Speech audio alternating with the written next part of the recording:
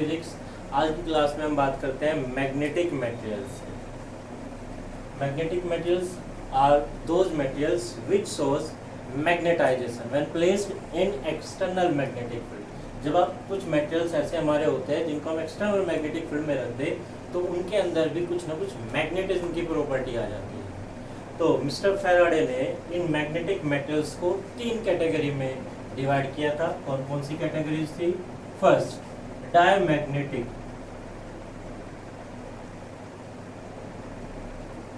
Materials और substances.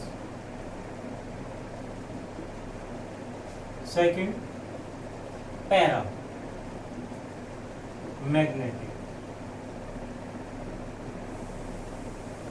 substances. Third, ferro magnetic substances और materials। अब हम इनको सेपरेटली थोड़ा थोड़ा स्टडी करते हैं। What are diamagnetic substances? कैसे होते हैं ये मटेरियल्स, ये सब्सटेंसेस कैसे होते हैं, क्या प्रॉपर्टीज होती हैं, इनके बारे में हम बात करते हैं। Diamagnetic substances are those substances which are feebly magnetized opposite to the direction of magnetic field when placed in external magnetic field।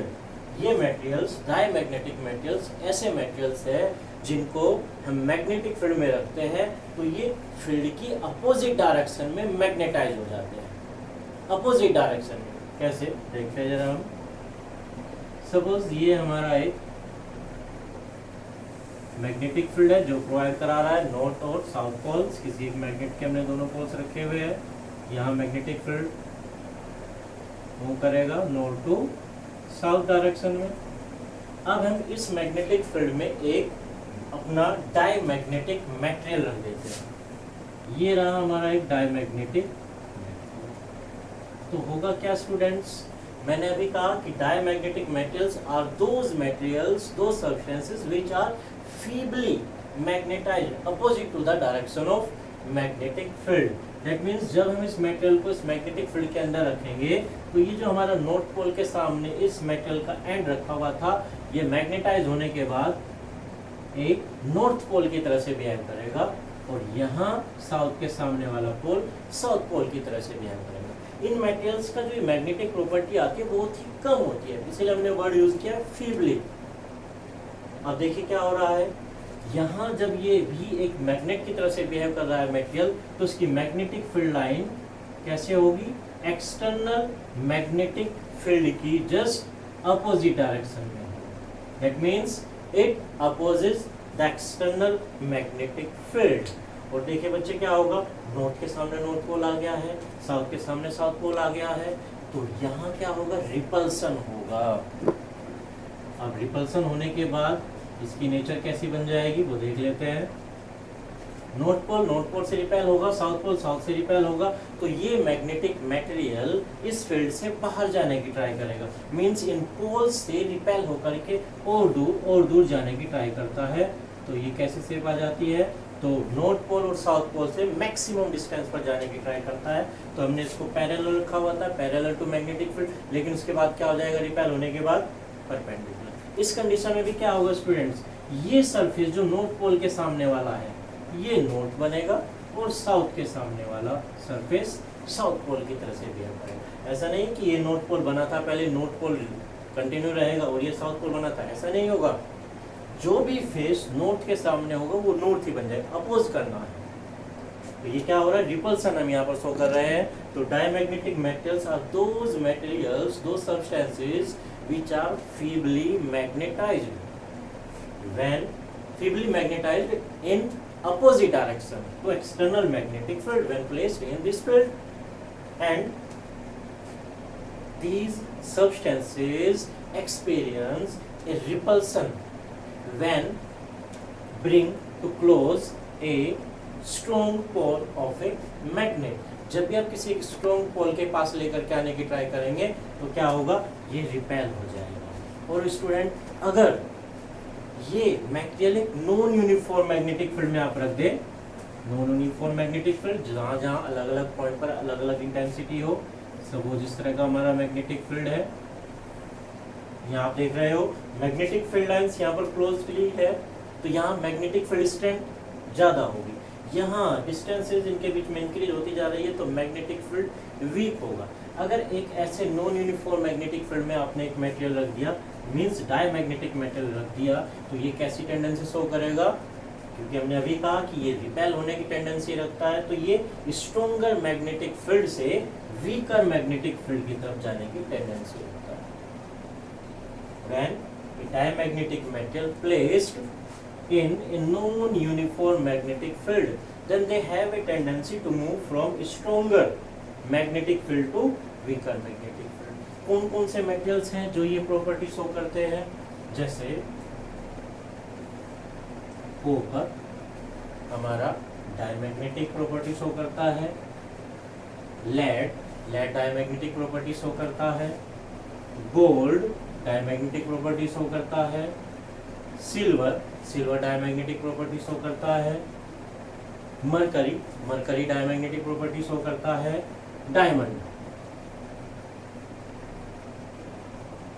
Carbon in the form of diamond, water भी डायमैग्नेटिक प्रॉपर्टी शो करता है, hydrogen, nitrogen और भी बहुत सारे substances है जो क्या करते हैं? डायमैग्नेटिक प्रॉपर्टी शो करते हैं। लिक्विड फॉर्म में देखिए आप कैसे एक्सपेरिमेंट कर सकते हैं डायमैग्नेटिक के लिए। सपोज आपके पास एक यू शेप कोई एक ट्यूब है,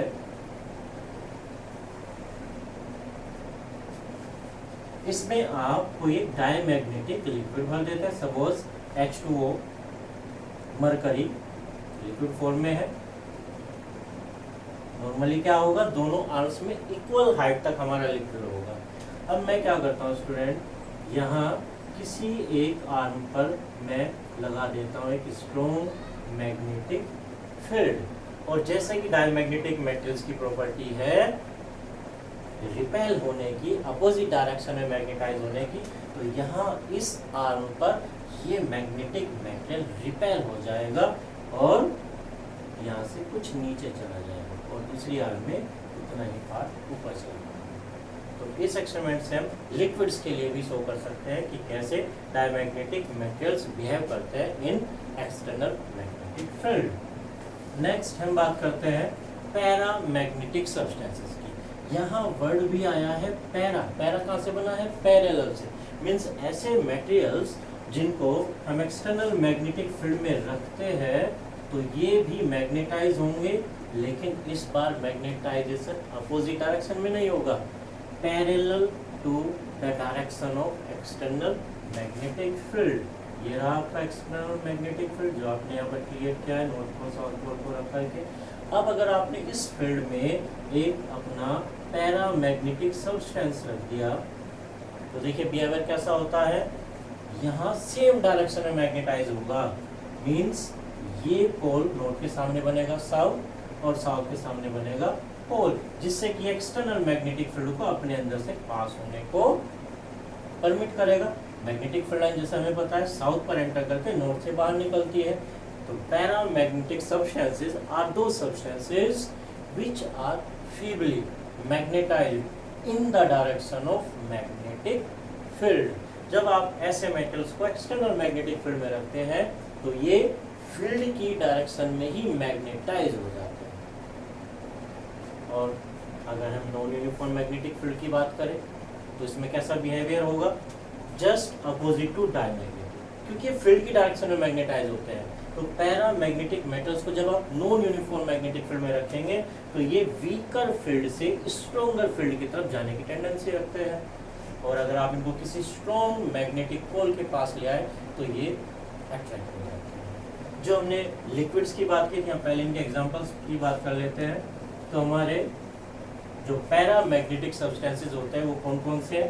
aluminium, chromium magnetic property show करते हैं, मैग्नीशियम मैग्नेटिक प्रॉपर्टी शो करता है, प्लेटिनम भी हमारा क्या है? मैग्नेटिक मेटल शो करता है, कैल्शियम, लिथियम, ऑक्सीजन, ये हमारे कैसे है?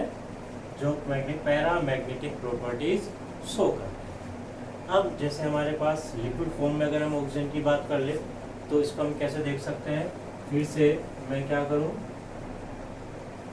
एक यू शेप ट्यूब मैंने यहाँ पर भी ले ली है, इसमें भी मैंने अपना कोई एक लिक्विड फॉर्म में पैरामैग्नेटिक सब्सटेंस यहाँ पर फिल कर दिया है। अब मैं यहाँ भी किसी एक आर्म के पास मैग्नेट के दो पोल्स जो एक मैग्नेटिक फील्ड प्रोवाइड कराएंगे। क्या होता है, क्योंकि मैंने पहले ही कहा कि paramagnetic substances has a tendency to attract a pole of a strong magnet, means paramagnetic substances has a tendency to magnetize feebly in the direction of magnetic field।